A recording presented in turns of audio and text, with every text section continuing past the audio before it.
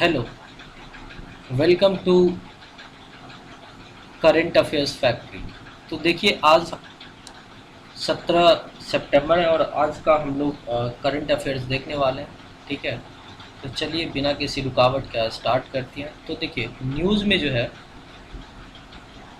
First जो important news है आज का, वो है आपका एक टर्म जिसको हम बोलते हैं call of duty war zone.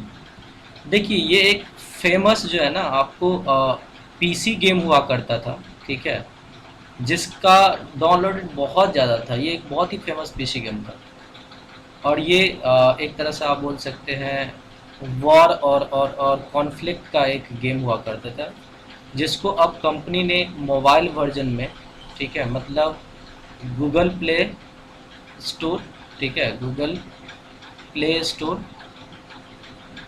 और आईओएस दोनों वर्जन के लिए जो है ना, इन्होंने प्री रजिस्ट्रेशन स्टार्ट कर दिया है। ठीक है, तो अब जो भी गेम लवर है वो आराम से जो है ना, इसको मोबाइल पे भी जो है ना खेल सकते हैं। ठीक है, सेकेंडली मैं आपको बता दूं कि हाल ही में अभी जो है आपको एससीओ का 2002 जो समरकंद समिट है, ठीक है, समरकंद, ये उज्बेकिस्तान में है। तो वहाँ पे पीएम मोदी ने पुतिन साहब को बोला कि भाई साहब, ये जो इरा है वो वॉर की इरा नहीं है। अभी ग्लोबलाइजेशन हो चुका है, आपस में सारी कंट्री एक दूसरे से कनेक्टेड है, तो प्लीज़ झगड़ा उगड़ा छोड़ो। ठीक है, और जो भी डिस्कशन करना है वो डायलॉग के थ्रू करो, वॉर का कोई तरीका नहीं है। ठीक है, डायलॉग के थ्रू। तो हम लोग जानते हैं कि समरकंद में जो अभी समिट हुआ है ये 2022 का समिट है और 2023 में आगे हम लोग देखेंगे कि इंडिया इसको होस्ट करेगा एससीओ को। एससीओ का फुल फॉर्म क्या है? Shanghai corporation organisation. तो इसमें जो है ना, शंघाई कॉरपोरेशन ऑर्गेनाइजेशन में अभी 8 परमानेंट मेंबर है। कितने हैं? 8 परमानेंट मेंबर, जिसमें आपको ध्यान रखना है कि एक्चुअली अगर आप एससीओ की बात करोगे ना, तो ये यूरेशियन रीजन से बिलोंग करता है और इसे आप एक तरह से साउथ ईस्ट एशिया से कौन कौन आएगा, और या आप बोल सकते ईस्ट एशिया से चाइना आएगा, इंडिया आएगा और पाकिस्तान आएगा। और इसके साथ साथ रसिया इसका एक मेंबर है, तो 4 उधर हो गया। और 5 जो सेंट्रल एशियन कंट्री है उसमें से तुर्कमेनिस्तान, वो इसका मेंबर नहीं है। तुर्कमेनिस्तान जो है ना, इसका मेंबर नहीं है, आप याद रखिएगा। Turkmenistan is not the member of SCO. और बाद में की जो 4 सेंट्रल एशियन कंट्री है वो है, जैसे आपको हो गया कजाकिस्तान, किर्गिस्तान, तजिकिस्तान और उज्बेकिस्तान। मैं आपको बता दूं कि एससीओ का जो प्रेडेसर्स हुआ करता था वो शंघाई 5 हुआ करता था, शंघाई 5। और शंघाई 5 में उज्बेकिस्तान नहीं था। उज्बेकिस्तान तब ज्वाइन किया था जब शंघाई 5 क्या बन गया था? एससीओ बन गया था 2001 में।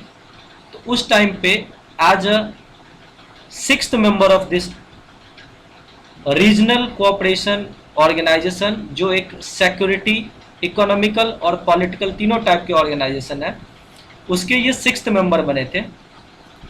आगे मैं आपको बता रहा हूं कि जो शंघाई कॉरपोरेशन ऑर्गेनाइजेशन के जो आप बोल सकते हैं 7th और 8th मेंबर हुआ था फुल फ्लेज्ड, वो 2017 में इंडिया और पाकिस्तान हुआ था।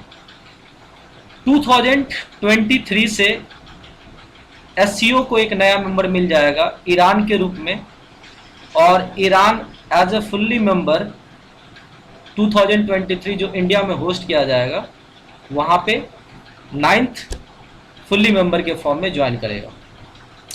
आपको कुछ इंपॉर्टेंट पॉइंट्स यहाँ पे ध्यान रखना है। सिंस ये उज्बेकिस्तान में हो रहा है, तो देखिए उज्बेकिस्तान का कैपिटल ताशकंद में हो रहा है, तो आप प्लीज़ इसको माइंड में रखिएगा कि अभी जो मीटिंग हुई है वो ताशकंद में नहीं हुई है। कहाँ हुई है ये आपको समरकंद में हुआ है, समरकंद में हुआ है। ठीक है, तो लोग ऐसा यूजुअली समझते हैं कि कंट्रीज में ना वो एक तरह से उसकी कैपिटल में मीटिंग होता है, नहीं ऐसा नहीं है। लैंग्वेज क्या है उज्बेकिस्तान का, उज्बेक है, ठीक है। और जो इसकी करेंसी है उसको सोम बोलते हैं। और इनके जो प्रेसिडेंट है वो सबाकत मिर्जियोजेव है, ठीक है, मिर्जियोजेव, तो याद रखिएगा ये चीज, ठीक है। कुछ और इंपॉर्टेंट मैं आपको बताता हूँ। तो देखिए, संघाई कॉरपोरेशन ऑर्गेनाइजेशन, इसको 2001 में बनाया गया था और 23rd जो है ना ये समिट इंडिया में होगी, ठीक है। यहाँ पे इस मीटिंग में जो 22nd जो आपका एससीओ मीटिंग हुआ अभी हेड ऑफ स्टेट का, उसमें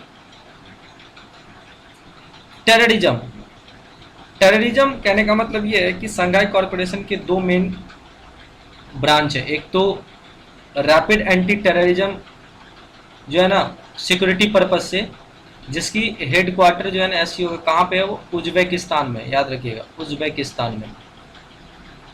और एससीओ का जो सेक्रेटरिएट है, सेक्रेटरिएट वो कहाँ पे है आपको, वो बीजिंग में है।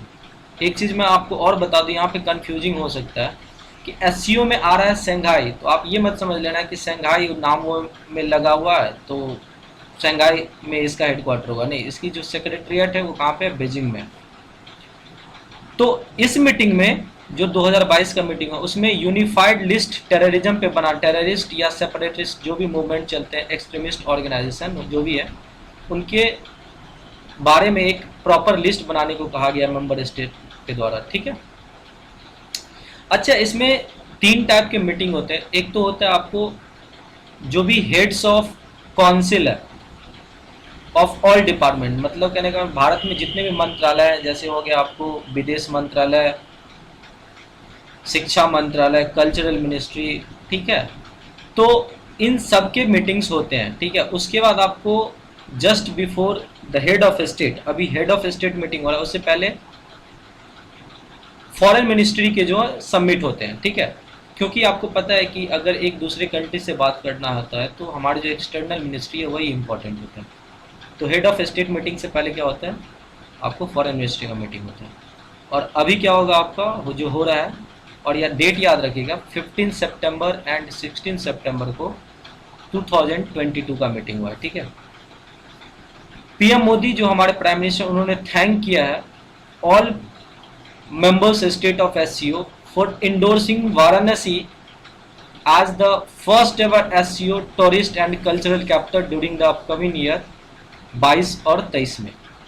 मतलब जो people to people connection, culturally और टूरिस्ट को प्रमोशन करने के लिए SCO ने एक नया इनिशिएटिव लॉन्च किया था कि हर साल वो क्या करेगा, आपको एक कल्चरल कैपिटल जो है ना घोषित करेगा among the members of the SCO। तो वाराणसी फर्स्ट कल्चरल कैपिटल बनाया गया था SCO को, जो 2023 में जो इंडिया में होस्ट होगी वहां से इसकी शुरुआत होगी, ठीक है। ठीक है, आगे बढ़ते हैं।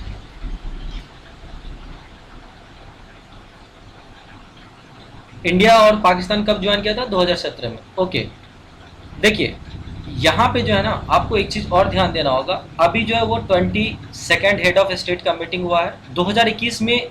दुशांबे, दुशांबे क्या है आपको पता है, दुशांबे जो है आपको आप बोल सकते हैं ये रिपब्लिक ऑफ तजिकिस्तान का जो है ना कैपिटल है। और कजाकिस्तान का कैपिटल क्या है, नूर सुल्तान, नूर सुल्तान, ठीक है। और किर्गिस्तान का जो है कैपिटल वो बिस्केक है, बिस्केक है, ठीक है। तो अच्छा, एक चीज और, ईरान के जो प्रेसिडेंट है वो क्या है, रईसी साहब है, याद रखिएगा। तो अभी जो हुआ वो council of head of state का मीटिंग चल रहा है, ठीक है। ये लोग आपस में people to people connection, international trade को किस तरह से बढ़ावा देना है, सिक्योरिटी को किस तरह से मेंटेन करके रखना है, ठीक है। क्योंकि बहुत ज़्यादा अनस्टेबिलिटी रहता है, स्पेशली अभी अफगानिस्तान में हुआ है, पाकिस्तान में आप देखते रहते होता ही रहता है। तो इन चीज़ों पे जो है ना ध्यान दिया जाता है यहाँ पे, ठीक है।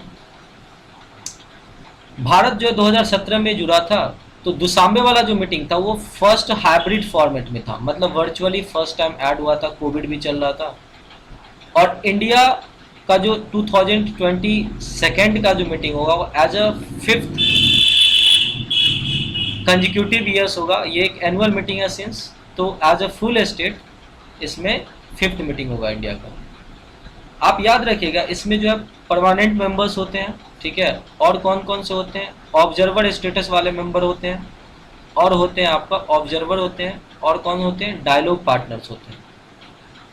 ऑब्वियसली आप डायलॉग पार्टनर्स में बहुत दिनों तक रहोगे, अपना पॉइंट ऑफ व्यू रखते जाओगे, अगर मैच कर जाएगा सारे मेंबर कंट्री को तो आपको ऑब्जर्वर स्टेटस की उपाधि दे देंगे, और अगर फिर भी आगे आप फिर से कोऑपरेशन बढ़ा के रखते हो तो आप एक टाइम के बाद क्या बन जाओगे, फुल मेंबर बन जाओगे, जो ईरान के साथ अभी हुआ है। ठीक है, मैंने ऑलरेडी बता दिया कि 2001 में इसकी जन्म हुई थी। इसके जो प्रेडेसर्स थे कौन कौन थे, आपको एक तरह से शंघाई 5 थे, तो मैंने ऑलरेडी इसको बता दिया आपको। इसकी जो 4 ऑब्जर्वर स्टेटस है वो अफगानिस्तान है, बेलारूस है, ईरान अब यहाँ से जो है चला जाएगा अगले साल, कहाँ पे, अगले साल जाएगा, ठीक है, एज अ फुल मेंबर। फिर कौन है आपका, मंगोलिया है।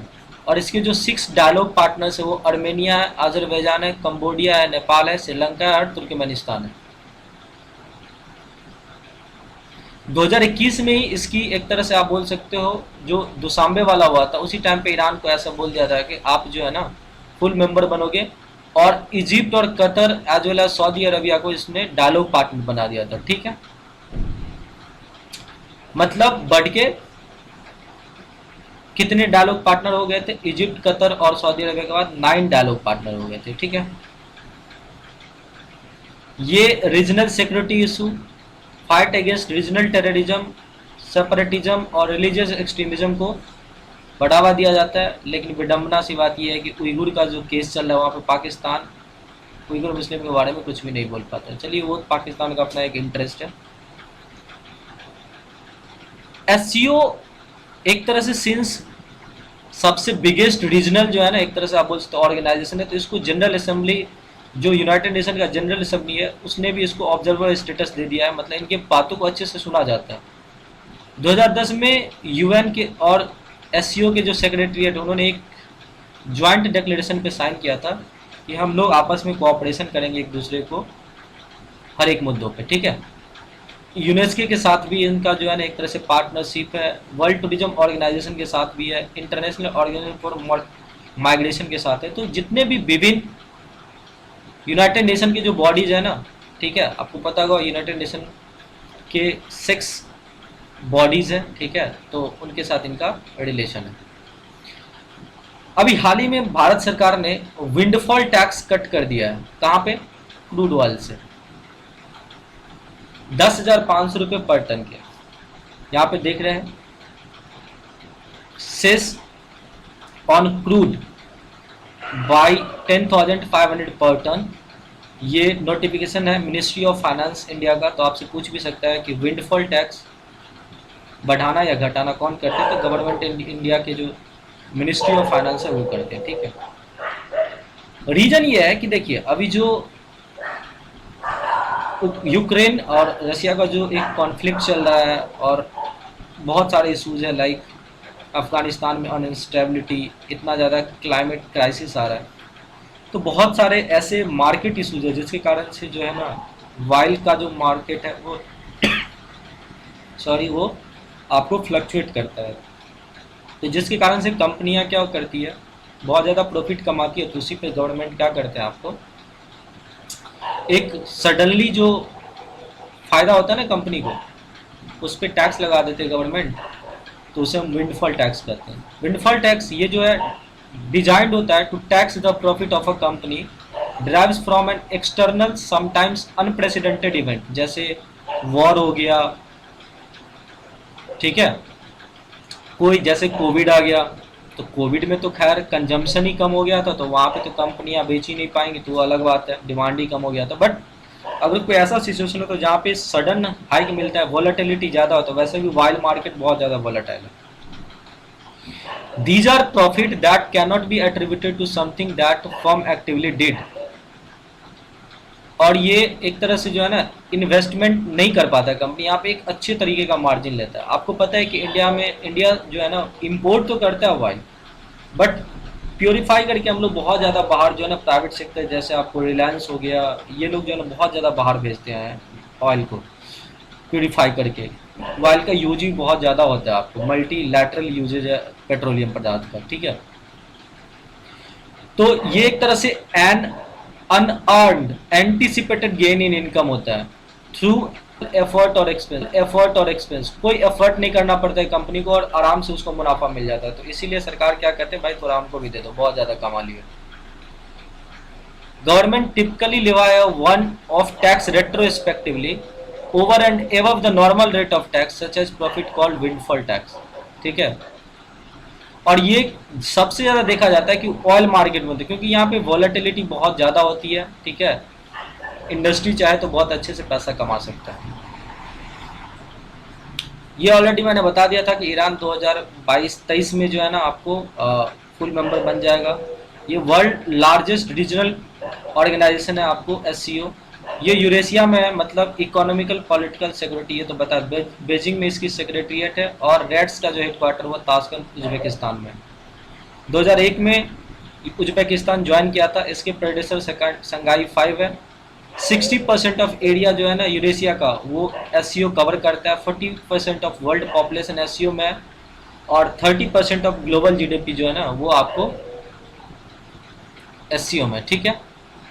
एक और निर्णय लिया गया कि एक चाइना में जो है ना सेंटर एस्टैब्लिश किया जाएगा जिसमें काउंटर टेररिज्म पर्सनल को जो है ना, मतलब टेररिज्म से रोकने के लिए जितने भी पीपल लोग एसोसिएटेड होंगे, फोर्स होंगे, उसको ट्रेन किया जाएगा, ठीक है। और ये चाइना का एक तरह से आप बोल सकते हो प्रपोजल आया है, ठीक है, कि आप यहाँ पे एस्टैब्लिश कीजिए चाइना में, ठीक है। नेक्स्ट न्यूज है कि चीता इंडिया में आने वाला है आफ्टर 70 ईयर्स ऑफ गैप। कहाँ से भाई साहब? तो ये आ रहा है आपको नामीबिया से। हमारा जो प्रोजेक्ट है, कौन सा प्रोजेक्ट? हमारा जो प्रोजेक्ट है भारत सरकार का चीता इंट्रोडक्शन प्रोजेक्ट, जिसके अंतर्गत भारत सरकार ने टारगेट रखा है कि हम 20 चीता को लाएंगे। 90 करोड़ रुपए का ये आउटले प्रोजेक्ट था, जिसमें से 8 हम लोग नामीबिया से मंगवाएंगे और 12 साउथ अफ्रीका से। 1950 से जो है ना चीता इंडिया में एक तरह से एक्सटिंक्ट हो गया, और ये फर्स्ट टाइम है हिस्ट्री में कि आपको इतना बड़ा लार्ज कार्निवोरस वैसे एनिमल्स जो मीट खाली कंज्यूम करते हैं, only they are fully non vegetarian. तो ये फर्स्ट जो है ना टाइम जो इतना बड़ा रिलोकेशन हो रहा है ट्रांस कंटिनेंटल, एक कंटिनेंट से दूसरे कंटिनेंट, ठीक है। यहां पे आप देख सकते हैं कि एक मॉडिफाइड बोइंग कार्गो प्लेन जो है ना वो होसिया कुतोको इंटरनेशनल एयरपोर्ट नामीबिया में है, ठीक है। होसिया कुतोको इंटरनेशनल एयरपोर्ट, वहां से जो है ना सीधे जयपुर एयरपोर्ट पे इसको उतारा जाएगा, ठीक है। ये बोइंग का वो प्लेन है, देखिए चीता की तरह ही बनाए हुए हैं, ठीक है। और मैं आपको एक पॉइंट और बता दूं कि द लैंड ऑफ ब्रेव, ये ट्वीट है आपको इंडिया एंड नामीबिया, जो हमारे इंडियन एम्बेसी है नामीबिया में, उनके द्वारा लैंड ऑफ ब्रेव बोला जाता है। चीता को ब्रेव बोला जाता है, तो नामीबिया में सबसे ज्यादा चीता है। To the land of tiger, India को बोला जाता है लैंड ऑफ टाइगर, क्योंकि हमारे पास सबसे ज्यादा टाइगर है। मैं आपको बता दूं कि चीता 1950 से एक्सटिंक्ट हो गए। पहले ज़माना में जो आपको लोग पोचिंग वोचिंग बहुत ज़्यादा करते थे, ठीक है, शिकार उकार, तो उस कारण से जो है ना डिक्लाइन हो गया था। और सबसे पहले कहाँ पे लाया जाएगा? कूनो नेशनल पार्क जो मध्य प्रदेश में है, तो वहाँ पे इंट्रोड्यूस किया जाएगा। प्रोजेक्ट याद रखिएगा, ये टाइगर प्रोजेक्ट, इन सब के प्रोजेक्ट एलिफेंट, इन्हीं के तर्ज पे जो है ना यहाँ पे ये किया गया है। तो अगर आपको मेरा सेशन अच्छा लगा होगा तो प्लीज़ लाइक कीजिए, अपने दोस्तों के साथ शेयर कीजिए, और प्लीज़ हमें सपोर्ट कीजिए, हमारे चैनल को सब्सक्राइब कीजिए। Thank you so much for watching this video. Thank you so much.